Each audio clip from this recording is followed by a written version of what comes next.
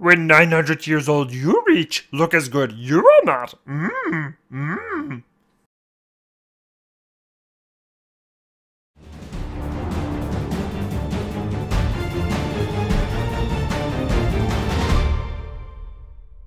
Howdy folks, and welcome back to another episode of Tyria Talk. My name is Richard Wacopio, aka Bog Otter, and this show is all about Guild Wars 2. Today is episode number 70, and today I'm going to be talking about a whole bunch of different things. Outposts, adventures, masteries. It looks like we're starting to get a deluge of new information. It's great that it's coming so quickly after the announcement, but yeah, we saw there's an article up on IGN. I'll put links in the description. There's a new blog post out there, and it looks like tomorrow on Points of Interest, that's Friday, February 6th, Points of Interest is actually going to show off gameplay from the expansion for the first time. And by the way, me and Aurora Peachy are going to be part of the stream. I'm going to be streaming before the show, and Aurora Peachy is going to be after the show. So head up twitch.tv/GuildWars2 tomorrow to check it out. Let's start things off with the blog post that ArenaNet put out. In that, they talked about something called Maps with a Purpose, and they actually cited some examples of zones that they've done in the past. Now, they mentioned South Sun specifically, and the fact that the Ancient Karka event was this one-time event, which I was a part of. I have videos on it.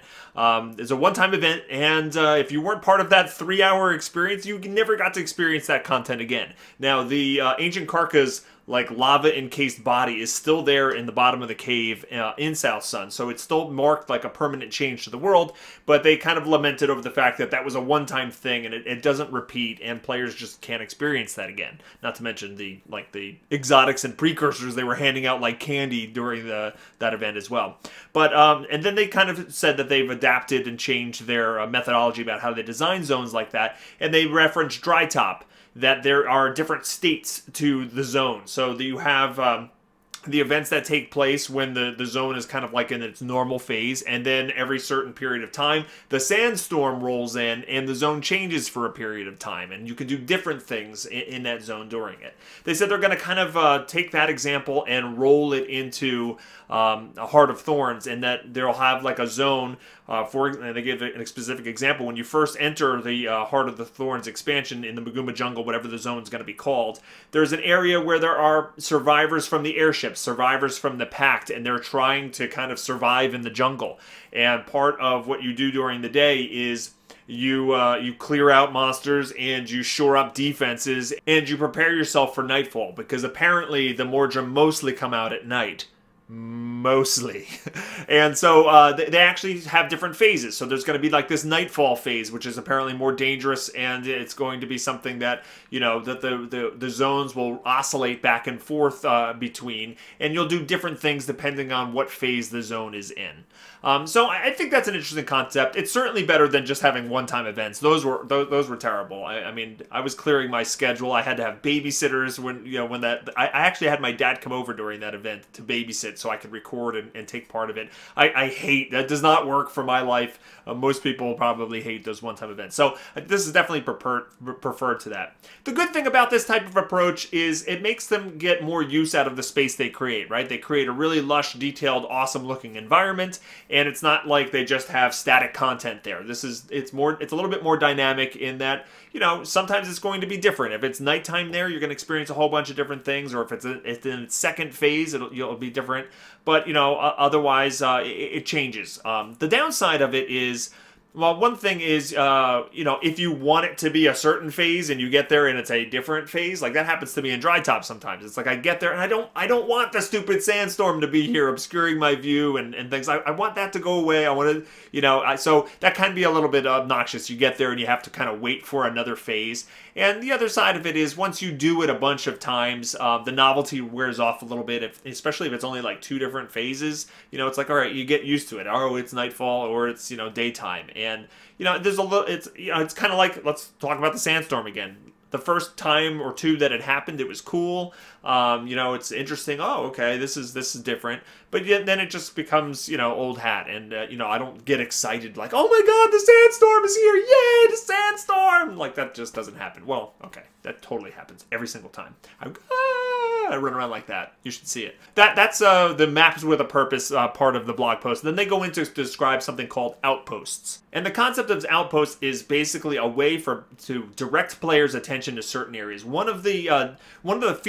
piece of feedback you hear from a lot of new players when they're not used to the content delivery system in Guild Wars 2 is they don't know where to go or what to do. Now, in the old world, the heart quests, right, the renowned hearts were kind of a way to get players to move around the map. That wasn't something that players really loved. That's not one of the best features, in my opinion, and I think a lot of people's opinions. They don't love the hearts. But the purpose of those things was to get you to go to key locations of a map where dynamic events and other things would tend to happen to kind of get you to at least start roaming around the zone with a purpose. The idea that you just explore and go anywhere you want is a great idea in theory, but they found through playtesting and stuff like that players just didn't know how to play like that. You know, what do you mean? I just wander around aimlessly until something happens? Well, so Outpost sounds like their cure for that in Heart of Thorns, and they've already been sort of doing that with some of the more recent zones. It's basically, it's like a hub where a lot of the dynamic events, they don't necessarily all start there, but they will all revolve around central locations, and there's a story that kind of develops, you know, there's a greater story that all of the dynamic events in that area kind of tie into. An example of this that's already in the game is in the Silver Wastes.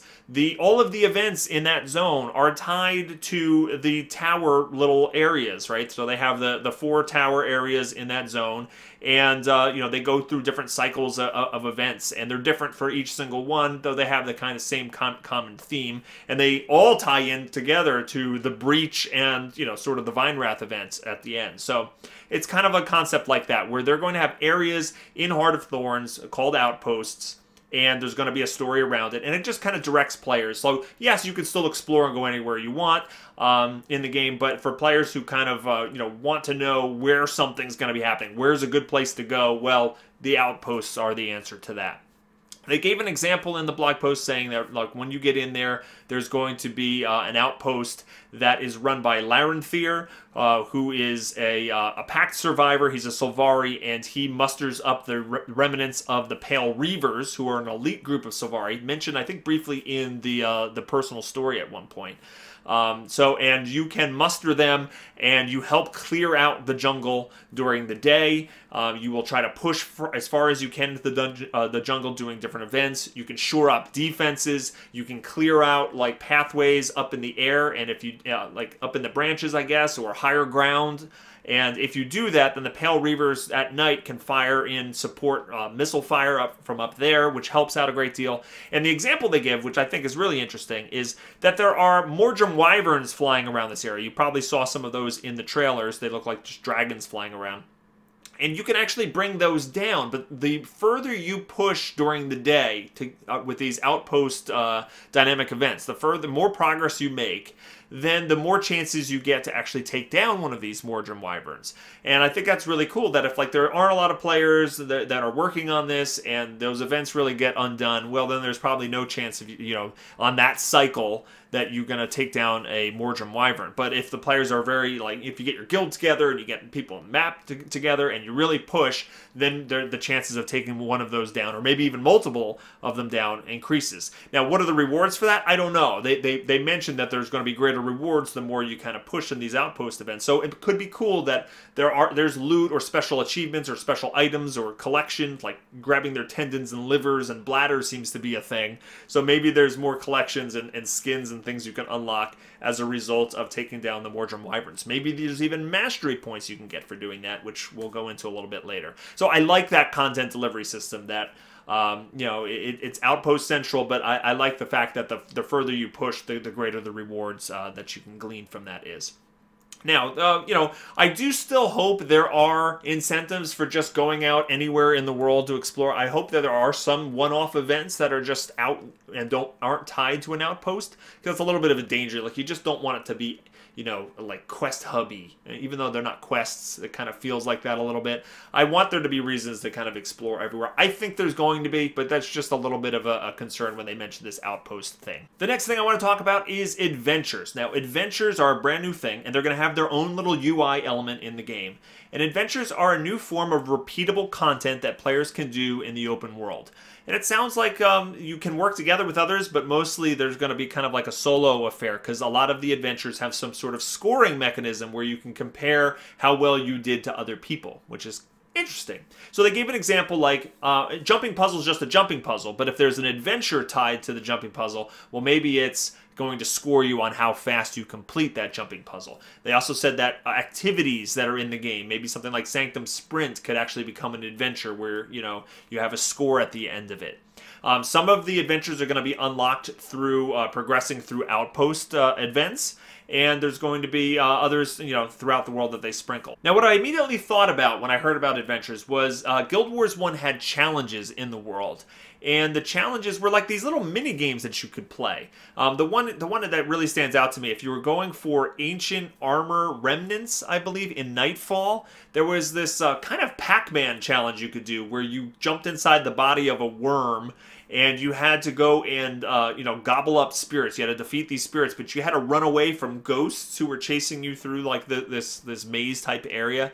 And you would do it to try to pick up these armor remnants, but there was also a score, and you can, before you start the challenge, it actually had a leaderboard, and it would be like the top score of the day, the top score of the week, the top score of the month, and you can kind of see where, you know, how you compare to other people. I wonder if they're going to do a system like that. They didn't mention it specifically that there was going to be leaderboards attached to this. They did mention that adventures will have a score component to it, so you can measure your performance and compare them with your friends and guildmates. So it kind of sounds like there's not going to be an in-game way to necessarily compare, but who knows? If it has its own UI element, maybe they do have a leaderboard in there. I think that would be super cool. I loved those challenges in Guild Wars 1 like that, and I'm eager to see what they kind of do with it. They did mention that this is going to be the way that they can introduce activities to the game that were previously announced but have never made it into the game. So this brings up things like Bar Brawl was something that they've mentioned in the past, I think way in like the beta of the original game that never made it in. There was a shooting gallery or a shooting range type activity that they have done some work on but never released. And dare I say, maybe even Polymock?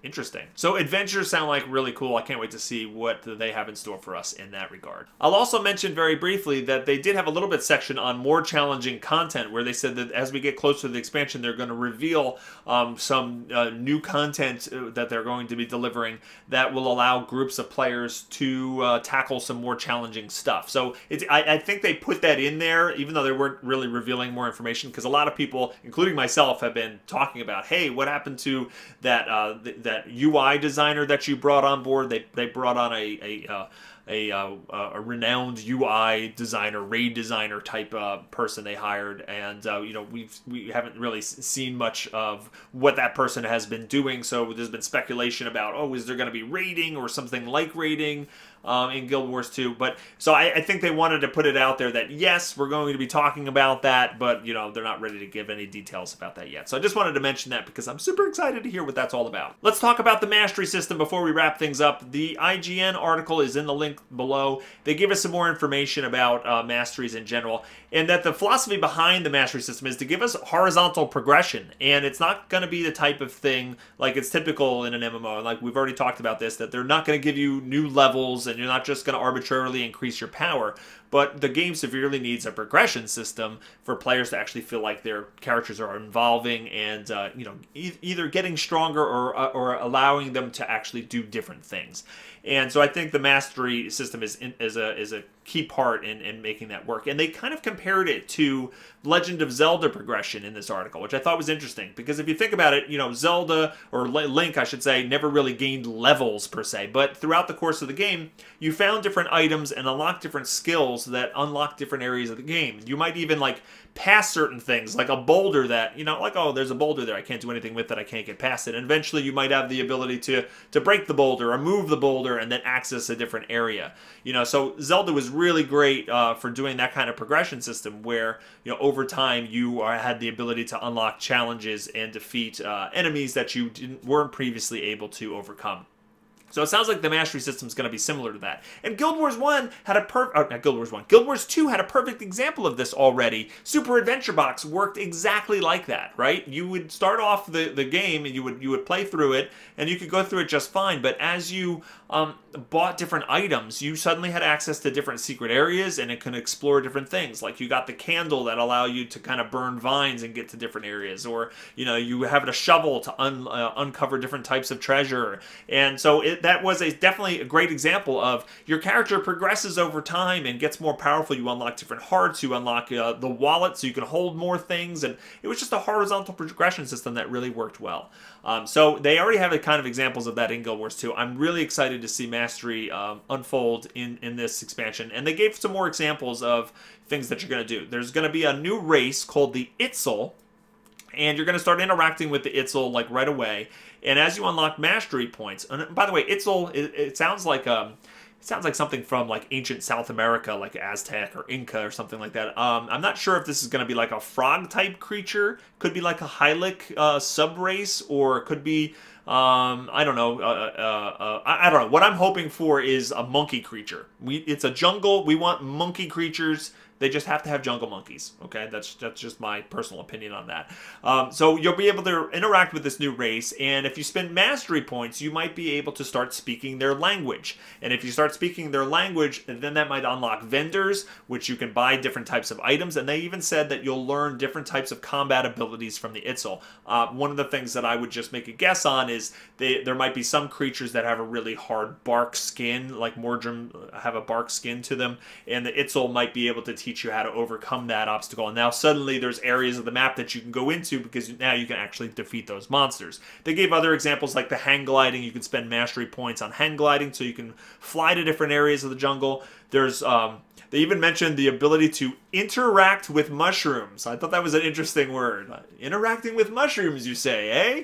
Yeah, not since college. So yeah, you'll be able to interact with mushrooms in some sort of way. I don't know if you're jumping on them or eating them and they're making you tiny like Alice in Wonderland, but they're going to allow you to access different areas by interacting with them. Another thing is some of the masteries are going to be tied specifically to the jungle, like hang gliding, but there's also going to be masteries that you unlock that can be used in fractals and dungeons in different parts of the old world, which I think is also a great move. And it's also important to remind you, in case you forgot, once you unlock mastery points, they're good for your whole account. So you don't have to kind of grind this on every single character. This is an account-wide horizontal progression system, which I think is great. And one little sub-note, you can earn masteries on lower-level characters, but you can't actually spend the points until the character actually hits level 80. So it's kind of cool that while you're playing alts, let's say you're creating a new character, a Revenant or whatever, and you're playing through the old world and you get some mastery points with that character. That's great. That'll affect all of your level 80 characters on the account. A blog post that came out today about the Mastery system gives us some more details. The first thing that I thought was interesting is that Masteries is unlocked for all level 80 players that own Heart of Thorns. So this is going to be a system that is not going to be available to anybody who does not buy the expansion. That might seem obvious to you, but there's going to be certain aspects of the expansion that will unlock for other players. They might even be able to go into certain areas or do certain things, like the new PvP map, for example, the Stronghold map, or be able to do the new Borderlands map for World vs. World. So this is definitely something that's tied to players who buy the expansion. Now, you're also going to replace your experience bar with the mastery training bar while in PvE zones. So the skill points they mention here at the bottom, skill points will be added as rewards across high-level content to offset this change, because you're no longer going to be able to gain levels to gain skill points once you hit level 80. So it's going to be the alternate advancement for a max level character is going to be this mastery system. They also give us some concrete examples of how you can gain mastery points. One is here that you can excel at adventures found within the Heart of Maguma, earning 100% map completion, also overcoming challenging encounters, reaching hard to find locations, completing a chapter in your personal story. And they also said that the mastery system is going to be retroactive. So they might have stuff like map completion or complete your personal story as ways to get mastery points. And if your character or your account has already completed this, then you won't have to redo it, and you'll be able to hit the ground running with a few mastery points as soon as the Heart of Thorns launches, which I think is pretty cool. The reason why I like that is because it incentivizes brand new players to actually do things like the world completion, and instead of feeling like they have to focus only on new stuff because that's the stuff that only gives you mastery. So they put that retroactive thing in there, so more advanced players or players who've been playing longer still get the benefit from it, but it still gives it makes the game better overall to improve things, not only for the new content but also for the old world as well. So going along with that, there is going to be 2 regions of mastery points when the expansion launches. The first one's going to be Heart of Thorns region. It's going to be the Heart of Maguma down here. It's going to be all the new PvE zones, and there's also going to be a region of mastery for the core world as well. So that's a way to, they can reward players with stuff that is relevant to the jungle, like hang gliding, but they're also going to be able to give you some core world mastery stuff that would be able to be used, for example, in fractals or dungeons. Another quick fact is your nameplate will no longer show what level you are once you hit max level. It'll actually show you the number of mastery points you've unlocked, so you can kind of boast how far you've progressed, which is interesting. They also gave us some detail of what kind of masteries there are going to be. These are like the mastery lines. Now, you're not going to be able to work on all of these at once, even though I want all of these things. You're going to have to, it's a progression system. It's meant to actually take a while to do. So you might have your master lore activated for a while and work on that, and then you might want to switch to something else. So the ones that they are detailing right here is Master of Lore. This is what I described earlier about having new ally races, learning the languages, the culture, which will eventually unlock secret locations or access to new types of combat mechanics. The Master Legends. This is the new legendary crafting system, right? You can train in legendary crafting, so you can learn how to create existing legendary weapon precursors and the new ones that are going to be introduced with Heart of Thorns. No longer have to completely rely on random dumb luck chance. Now you can actually work on different collections and scavenger hunt type things. Long road things to actually master the legendary weapon process. The Master of Exploration. All right, this is how you're going to hang glide and use special mushrooms to traverse the Heart of Maguma faster. The Master of Combat. It's going to give you ways to excel in these new fights, hunt new enemies, master abilities to defeat champions, and become more deadly against the creatures waiting in the jungle. And the Master of Fractals. So you're going to be able to uncover new depths in the Fractal Mist. I guess they're going to go with higher level difficulties above 50 in this expansion, which is cool. And you're going to gain new abilities and garner greater rewards to unlock more powerful infusions. They also gave us some details about how you can spend points to improve a certain skill. So we know about hang gliding. It's called Gliding Mastery. And when you first unlock it, you can pull out your hang glider anytime you're in free fall in the Heart of Maguma. But you're going to have an energy bar that when it depletes, you actually will fall. So if you run out of energy, you can actually die. So as you continue exploring the jungle, you'll have the option to develop the gliding skills even more, so you can fly longer, jump higher, take advantage of strong wind currents, and launch yourself into the air with greater force.